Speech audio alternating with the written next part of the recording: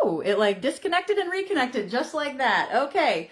Well, hopefully you can hear me and you can see me. You might hear some extraneous little jungle noises coming from the background, and that would be, I just heard some cats moaning in the basement, like a moaning myrtle. You know what I'm talking about there? And I've got a couple of yippy dogs down the hall. Yeah, they're all mine. The dogs just ate, but I think they want to go out and play. They might have heard the neighbors. So we have two dogs, two German Shepherds, three cats. We have four chickens and a horse. We don't have the horse here though. The horse is living in a boarded facility in his pasture, free with his buddies and having a good time. You may have seen my little video from this morning. It was supposed to have been about a minute long, but I don't know why I didn't finish. It was kind of a bummer. I was all excited to do this Facebook Live from horseback. We'll do more. So, all right. So today, without further ado, I have this thing that I created for you, and this is what it looks like. I don't know how well that's coming up because it looks very faded in my reflection here, but I put the link already in the Facebook group and about going live, and you can download right from there, and you should be able to get it pretty immediately. The domain sometimes sends slow, so if it's not there immediately, you will get it. I promise. I don't know why it takes so long. I don't know how to speed it up. If you've got a tip on that, let me know. So, all right. This is the HSP Wheel of Life. Highly sensitive person, Wheel of Life. You, my highly sensitive people, this is for you. I created this just for you. There are lots of different wheels of life out there. You can probably Google all kinds of them and find the typical things on a Wheel of Life would be like career, family, maybe even children. You could make your own Wheel of Life however you want it. I created this one for you. I've got some instructions, I've got some tips, and I'm just going to cover some highlights here. I think it's pretty explanatory. However, if you have any questions, you want to talk to me about it, you want to share your wheel, sure, go ahead and post your wheel in the comments below this video or underneath the link to let us, to share with us where you're at. I'd be curious to see the themes of where people are scoring low.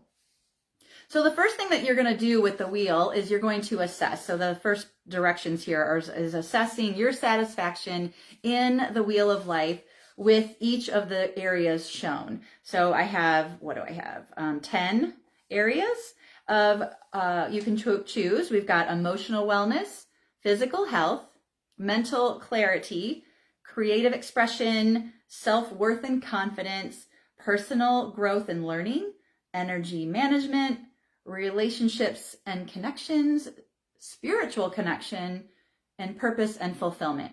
And these are all, I think, pretty important categories when we're talking about being highly sensitive people. We are sensitive to all of these things. However, sometimes we might feel a little imbalanced because we are maybe putting too much focus in one area or not enough in another. The goal of this Wheel of Life is just to get a visual, a snapshot in time of where you're at. And you're probably in your up-leveling journey, upgrading yourself, doing different things. And you might notice that there's an area that you didn't realize scores pretty high and other areas aren't scoring as high. That would be a time to assess your wheel, look at where it is. And I'll be honest, I don't think I've ever filled one out where I've filled everything out to the outside edge and it looked like a perfect circle. So if you have, I'd love to celebrate that with you, so tell me.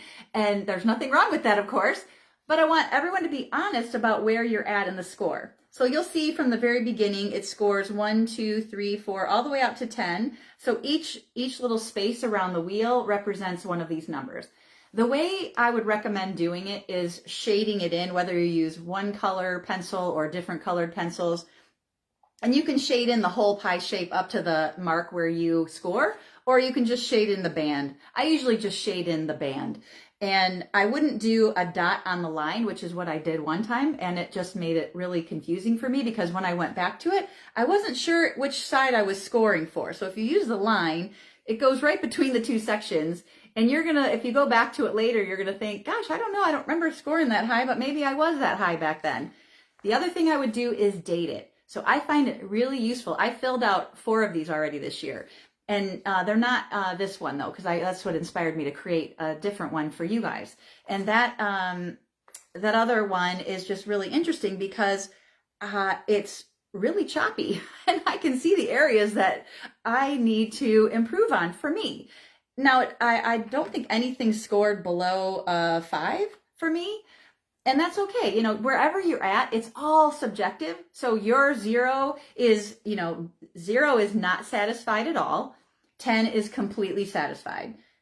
Anywhere else on that scale is very subjective for you. So your 3 might be my 5, or someone else's 3 might be their 0. I mean, it just depends on where you're at. It's all subjective. So we can't look at someone else's wheel and go, wow, you have an 8 in that category. I only have a 2. That's not even, so don't compare to somebody else, just compare to you. So when I'm asking you to share in the chat, it's only for us to see that we're not alone, that we all have I'm a guarantee that all of the wheels are going to be choppy if people do choose to share, which I really hope you do. And if you're watching this, please put #replay in the comments. I would love to see that you stopped by after the fact. So I have a sheet here that also talks about talks about each of the categories. So each category has a little blurb on it and what the focus of the category is. So let's look at self-worth and confidence. This is something that we all benefit from. All of these we benefit from having them at a 10, but it's not always going to be the case. And remember, it's just a snapshot in time. So today, again, if you're waving on the emotional scale up and down, like me, especially if you know human design and you have an emotional authority, you know that you are all up and down. You may not be an even keel emotional person. And most sensitives are feeling the emotions of others, the world, and all kinds of things. So sometimes even just assessing on different days or moods, or maybe even do it on a full moon and a new moon, if you want to do it that way, get creative. You can print this out over and over, and I think it's page 1 is the actual wheel, and you don't need to print this out every time, of course. And this is just a nice thing to print out and have to assess, and then just kind of look at your scores throughout the year. And I would do one a month just to see how you're doing. Hey, Cleo, how's it going? Thanks for being here. You're actually on the live right now. So thanks for putting the hashtag in, though. So be sure to download this sheet, and hopefully you can get it soon, like I said. So we're going back to self-worth and confidence. That was the category that I picked out to focus in on. So the focus is about building self-esteem, embracing sensitivity, setting healthy boundaries. We just talked about boundaries this week and a little bit last week. We want to focus in on, this is where self-confidence and self-worth is. So if you're measuring this category and you're feeling like, yeah, you know what, I think I am building self-esteem. I'm not sure if I'm embracing my sensitivity. Hey, Amberly, I'm glad you're here. And you might find that you're still really working on your boundaries. So those are 3 things to consider. So just estimate where you are. Maybe you're feeling like really high on the self-esteem scale, but it probably wouldn't be congruent if you're not setting healthy boundaries and you're super high on the self-esteem scale. So just kind of think about it. Or maybe you're really embracing your sensitivity right now. Like you're really feeling like you're moving forward and embracing how you are as a sensitive person. You're taking it as a strength, not as a weakness. But you're still kind of working on healthy boundaries. Again, it's subjective. You're going to want to rate that accordingly. So I'm not going to give you a number here for that because I'm just making things up, thinking about it. So physical health, I will rate that one for me right now. And it's all about holistic well-being, nutrition, sleep, and exercise. So that's the category, physical health. And that's the focus, are those 4 things. Again, in case you don't have this printed out yet, holistic well-being, nutrition, sleep, and exercise. And remember, it's a snapshot in time. If you didn't sleep well last night or the last 3 nights, you might feel like, oh, when I rate that's kind of like a 2 right now. So you could even just like jot down and score each little thing and then maybe get your average. You could do it that way. I mean, get creative. This is all for you. So that just make sure whatever you choose to do, however you do the scale, this is me and my like little math mind, or my little nerd mind is really what it is. So if you come back to it, you want to bring it, you want to bring that same way of thinking about it to the next one, so your results are consistent for you. You can do it any which way you want, but I would suggest doing it consistent so you can get a better gauge on how you're progressing. Because that's the cool thing about this, is you have a visual snapshot of time of like, here's how I'm doing on September 9th, or what is today, September 9th or 10th, whatever, September 10th. I wrote the date down for yesterday several times already for something, and that's burned in my brain. So September 10th, this is my snapshot, although this is blank right now. I haven't done it today. So physical health. I slept good last night. I think maybe it was maybe a 7 or an 8 on the scale. Exercise is good. I rode my horse today. I also did my vibration plate this morning. I did what's called a nitrous oxide dump while I was on the vibration plate. It's like a 4-minute exercise. You can look that up on YouTube. It's super awesome. Gives you all kinds of energy. And the doctor that created this program, he says you burn calories and build muscle after the fact. So super awesome. And then 10 minutes on the vibration plate is like equivalent to 1 hour of workout. So I feel pretty confident. I feel like I'm a 9 on exercise. And holistic well-being, I might rate that like maybe a 7 or a 6 because I haven't really been going within lately. So I shouldn't say that within. We're not talking about oneness here. So holistic, like body, mind, spirit is part of that. But because there's a spiritual component here, we've got spiritual connection is down here. That's another one of those categories on the wheel. So I might not weight my spiritual, my balance of holistic well-being. They're super low if I feel like I'm not doing oneness. So that I'm just thinking this out loud with you guys.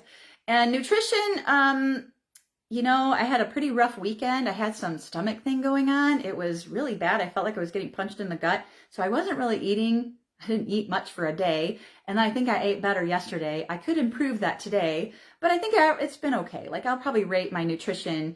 I'm getting good supplements and things. So I'm going to rate that maybe a 6 or a 7. So overall, I've got like what I said, an 8 or a 9, an 8, a 9, a 6, 7. And then holistic well-being, I put like probably at like maybe a 7 or an 8. So I might score myself at a 7 or an 8 overall, just as average. I mean, if you really want to geek out on it, you could add all your little averages, add them all up and literally take the average. So that's how you would do it. And then you'd go to the wheel and you'd go, this sounds very elementary, you guys, but sometimes instructions are helpful and it also makes us do it because you're seeing it. So you go to physical health. There's the band for 8. Can you see it? It's off the screen. Sorry. There's the band for 8. There's physical health and you would just fill in that little slot right there. And if I do have a colored pencil, I could probably fill that in right now with my little lavender or pink Sharpie. So usually how I do it is I kind of hash it. If I had some really nice colored pencils. So that's not really great, but that gives you an idea to fill that in. Emotional wellness, I know that I was feeling kind of crappy at some point yesterday, but I think overall today I'm feeling pretty good. So I'm going to rate myself.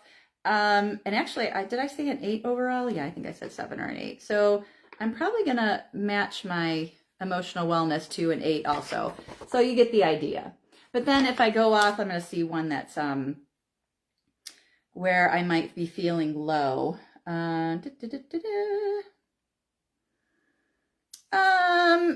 Perhaps my energy management might be a little bit low because I was feeling pretty rocky the last few days, and I feel like I sound energetic, right? But I feel like there's something there holding me back a little bit, and I'm gonna rate that at like a 6. So I gotta find the 6 on the wheel, and I'm just gonna. This is not very neat, but you get the idea. So let's see, so you can see. I know if I had a screen share on my phone and I could do that for you and all crafty and stuff, but notice how, that's obviously going to be there. And when we fill it in, you're going to see how the wheel is like outward and inward on some points around the wheel. So you've probably done these before. And if you haven't, it's just a neat way to assess where you're at. And coaches use these things all the time, and you've probably seen them before. So with energy management, by the way, I didn't read it to you here, but balancing energy levels is the focus with preventing burnout and nurturing vitality. So when you actually put that into the context of it, of energy management, so like preventing burnout, you know what? I've been working a lot of hours. I've been working kind of late till like 7-ish every night. That's not really the best for my energy management. I am getting to bed, but last night I didn't get to bed until after 10, which is not normal for me. Usually I'm heading to bed by 9 and getting in there no later than like 9:20, 9:30 so that I can be asleep by 10. But that doesn't always work out because I get up at 5 every morning. Well, sometimes earlier, depending on how the alarm checks my sleep. I have an app that, anyway, we don't have to talk about that here. So anyhow, some of the instructions I have here, I've got some tips. I mentioned about dating your wheel because I've done it before where I'm like, gosh, I wish I knew when I did this one because this was, how long ago was this wheel? You want to set measurable goals. So I have a little spot for priority categories on your wheel. You can put your priority category there, easy for me to say, and some notes. And you can write whatever you want. You can just pick a category if you want to play with this and really make it a focus for your month. Like just kind of make a little pact with yourself. Like, okay, I'm going to check this once a month on the new moon, the full moon, or whatever you're doing, or the first of the month. And I'm going to see which category is sticking out to me.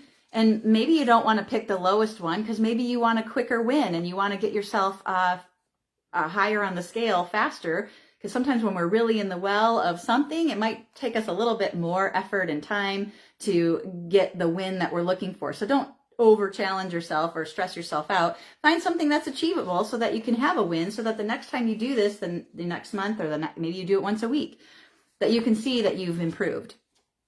Okay. So when you are taking action towards your goals, this is actually, did I write that properly? So we want to take action towards our goals. So if we set a goal and we don't take action, that's just hoping. So that's what I meant there. If we just set the goal, we just write it down, we're only hoping it's going to happen. That's kind of like an affirmation that we don't take any action towards, right? So we want to take steps, and they can be baby steps. They don't have to be any. Who cares what size the step is? Just take a step, right? Just go in the direction. Just like when I'm asking my horse to move, I'm just asking him to do something, and I just want him to try. I just want to see that he tries to do something. So like, pick up your foot for me. And if he's not doing it, and I'm just like, okay, then just relax your foot. Like, I'll take something. Like, good boy. Yay, you did it. Today, he actually let me pick up all of his feet without putting up a fight and yanking it out of my hands. So all 4 of them. It was a little challenge for the last one, but he did well. So anyway, that is taking action. You want to take action towards your goals and not just set the goal and hope that it's going to change without any implementation on your part. You might want to share your wheel with people in your inner circle to help them hold you accountable. Like, hey, this is what I'm working on. They don't have to see your whole wheel unless you're doing it with a friend and you can discuss it with each other. But say, hey, listen, you know what? I'm really working on maybe my relationships and connections. And here's what I'm working on to do that. These are the steps I want to take, or this is the step I'm working on to take to improve this. And here's what it looks like. So you are the one that knows what is rating this. You're the one with the subjective mind that's saying this is a 5 or a 4 or a 3 or a 10. You're the one that's saying that. So keep that in mind when you're doing the wheel. And what is lacking there? What are you missing? What's lacking? What are you avoiding? What are you feeling like could be more fulfilling? Like maybe it's kind of like, oh, it's okay, but what could make it better? So put that in your notes to yourself. And you can or can't declare that with somebody else. And I say can because it's all your choice. You can share whatever you want. Now, one thing I will say is whenever we are sharing our goals with people, you want to be sure that you're sharing them with people who are going to support you. Please do not share your goals with someone you know might scoff at it, be skeptical about your action towards it, or whatever. You don't need that. And if you do share with someone like that, remember that's their stuff talking, or your projection of yourself talking back at you. Okay, you got me? So I'll repeat. Don't share your goals with someone who's not going to support you. Only share it with people that you're pretty sure they're going to support you, because otherwise just keep it to yourself. They don't need to know what you're working on. And we don't want to give people fuel or ammunition to hold it against us. Excuse me. I was going to say hold our feet to the fire, because that's what we really want our accountability partners to do for us. We want people in our lives that support us to say, hey, how's it going with that thing you were working on? Especially if you said, hey, I want to let you know, I know today is the 10th of September, and by the 30th of September, I would really like to feel this, that, or the other in my category of mental clarity. For me, mental clarity means I know A, B, C, D, E, F, G. And what is mental clarity here? The focus is reducing mental clutter, enhancing focus, managing sensory overload. So maybe you know that you get overwhelmed with sensory things. And maybe you also know that it seems to coincide with lack of sleep. And so maybe you're going to do a couple things. You're going to notice where your sensory overload happens, and you're going to remove yourself from that area, or you're going to take action to dial it down a little bit if you can. And you might even take an action step of getting better sleep somehow, whether it's going to bed earlier, making sure you take your supplements at the right time, that you're not drinking coffee late in the day if it affects you, those kinds of things, like just being really mindful and aware of your body, what it needs, and where you're at. Okay, so I hope that is helpful there. And let's see, what else do I have here? Celebrate your wins. So that's another thing. When you are setting your goals and you're taking action towards your goals, you want to celebrate your wins, even the smallest thing. So even if you set a goal and you said all those things that I just did about mental clarity, and you know that you're going to have better mental clarity when you sleep better, you have less sensory overload, but maybe you're cool in the other things here, which are mental clutter and enhancing focus. So maybe you're like, yeah, my focus is usually pretty good. Mental clutter is pretty good, but I seem to get really overloaded sensorily, and that's what I'm going to know that happens. So maybe there's one day where you did go to bed earlier. Maybe it's only 10 minutes. Celebrate it. Yay, I did that. Hey, you know what? If I did 10 minutes, I wonder if I could do 11 minutes earlier tomorrow. Or I wonder if I can do 15 minutes or whatever it is. You're the boss of you. You get to decide, you get to make the choice, and you get to take the action. And then you get to celebrate. And I highly recommend celebrating. Do you know why? I'm going to tell you why. You probably know I'm going to tell you why. Because you're not here. You're not here. I know some of you are watching and you're thinking, you're like, well, yeah, I think I know why. Well, we want to celebrate those wins because there are many little inner us's, right? There are many little inner Jills inside of me. There are many little inner Cleos inside of her. There are many little Amberleys inside of her. Many parts of us that are younger versions of us that have been around with us all this time. They love to celebrate. What little kid do you know doesn't like to celebrate? Unless he's having a pity party for himself. Who doesn't want to celebrate? That's, young and just nobody doesn't want to celebrate, right? Maybe a crotchety old man, but I'm talking about the little inner us's, not crotchety old men or crotchety people in general.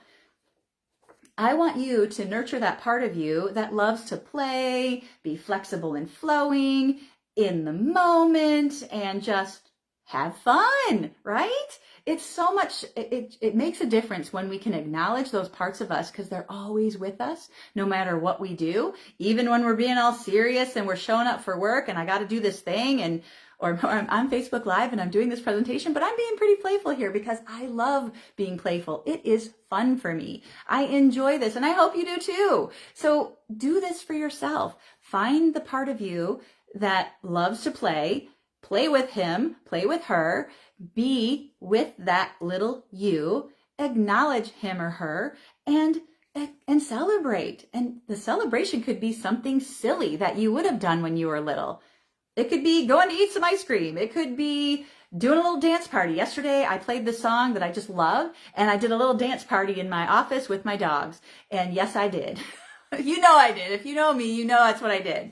So I did. I danced around and they were like getting excited. They started to bark a little bit. I had to settle them down, but we did a little dancing. And I'm going to put the song in the chat here for you because I love the song. I shared it with a friend of mine yesterday. She had never heard of it before, and she loves it. It's just a fun, good mood song. And it's called Starlight by Superman Lovers. So maybe you know what I'm talking about. It's kind of disco-y sounding. It's just so fun. So, all right. So it's playing in my head as I'm talking. All right. So you're going to celebrate your wins and you're going to have fun. And I already mentioned at the bottom, have fun and don't take yourself so seriously.